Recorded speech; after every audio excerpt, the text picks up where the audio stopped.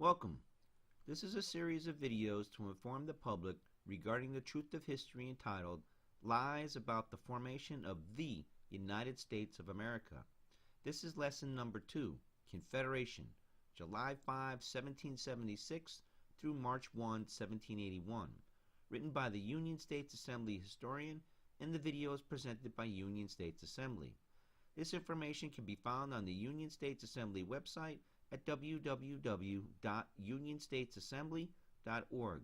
We will be doing a brief introduction to some of the basic facts you have not been taught about the formation of the United States of America by the public and private fool systems, which is where Americans get brainwashed and are told lies. In this lesson, we'll be looking at several documents, which are the Journals of the Continental Congress and the Articles of Confederation and Perpetual Union. These documents can be found on our website as well as at the Library of Congress. It is important to produce these documents in order to prove the truth of what Union States Assembly is presenting.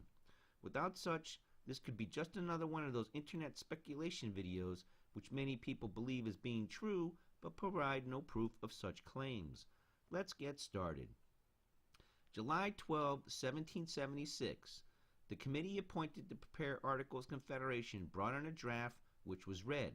See the Journals of the Continental Congress, Volume 5, pages 546 through 556. This version has 20 articles. What happened on July 12, 1776, and to which was ratified on March 1, 1781, is of extreme importance and most likely never was taught to you the significance. The founders or framers created a confederation of sovereign nations, not a singular nation. Their intentions were not to create a singular nation. If you were taught they created a singular nation, you have been told a big, fat lie. In order to create a singular nation, each state or nation would have to give up its sovereignty to the singular nation. That never happened. How can this be? You firmly believe what you were taught by the public and private fool systems is the truth. Why? Well, we'll get to that later on. However, if you need proof, and I'm sure many of you will, let us look at the resolution of Congress on July 19, 1776. See the Journals of the Continental Congress, Volume 5, pages 590 through 591. Resolved that the declaration passed on the 4th be fairly engrossed on parchment, with the title and style of the Unanimous Declaration of the 13 United States of America, and that the same, when engrossed, be signed by every member of Congress. If they had created a singular nation, as many were taught, then why did Congress write the 13 United States of America? They said it right there, 13, not 1. You need more proof? Let's look at the resolution Congress made on October 21, 1776. See the Journals of the Continental Congress, Volume 6, pages 893 through 894. Congress took into consideration the form of an oath to be taken by the officers in the service of the continent, which was agreed to as follows. I, blank, do acknowledge the 13 United States of America, namely New Hampshire, Massachusetts Bay, Rhode Island, Connecticut, New York, New Jersey, Pennsylvania, Delaware, Maryland, Virginia, North Carolina, South Carolina, and Georgia, to be free, independent, and sovereign states, and declare that the people thereof owe no allegiance or obedience to George III, King of Great Britain, and I renounce, refuse, and abjure any allegiance or obedience to him, and I do swear that I will, to the utmost of my power, support, maintain, and defend the said United States against the said King, George III, and his heirs and successors, and his and their abettors, assistants, and adherents.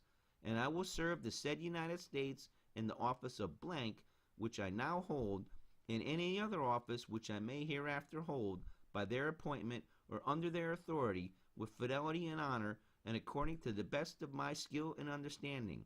So help me God. So there it is. 13 sovereign and independent states and not a singular entity of a nation, as most of you, if not all, were taught. In fact, you weren't even taught the real names of some of the states. It is Massachusetts Bay and not Massachusetts. It is two words and not one. Although it is not stated in that resolution above, the real name is Rhode Island and Providence Plantations and not Rhode Island. Sometimes the secretary taking the notes used nicknames to make it easier for them. Skipping through time swiftly, the 13 nations or states continued on with the war, now for independence, with their new allies, France among them. Ambassadors were sent off to many nations seeking their support, both militarily and financially. On June 14, 1777, Congress resolved that the flag of the 13 United States be 13 stripes, alternate red and white, that the Union be 13 stars, white and a blue field, representing a new constellation. See the Journals of the Continental Congress, Volume 8, page 464. This will be discussed further a little later. On November 15, 1777, Congress approved of the Articles of Confederation and Perpetual Union and sent it to all 13 of the nations or states for their ratification. See the Journals of the Continental Congress, Volume 9, pages 907 through 928. The full ratification of the Articles of Confederation and Perpetual Union by all 13 nations or states occurred on March 1, 1781. See the Journals of the Continental Congress, Volume 19, pages 208 through 223. The Confederation, now known as the United States of America, has their federal constitution, that is, their federal law form. If the founders or framers created a singular nation, they would have created a national constitution and law form and not a federal one. In your life, have you seen or written or heard someone referring to the government as the Nats? Of course not. But you have heard and seen the expression the feds, right? Ever wonder why?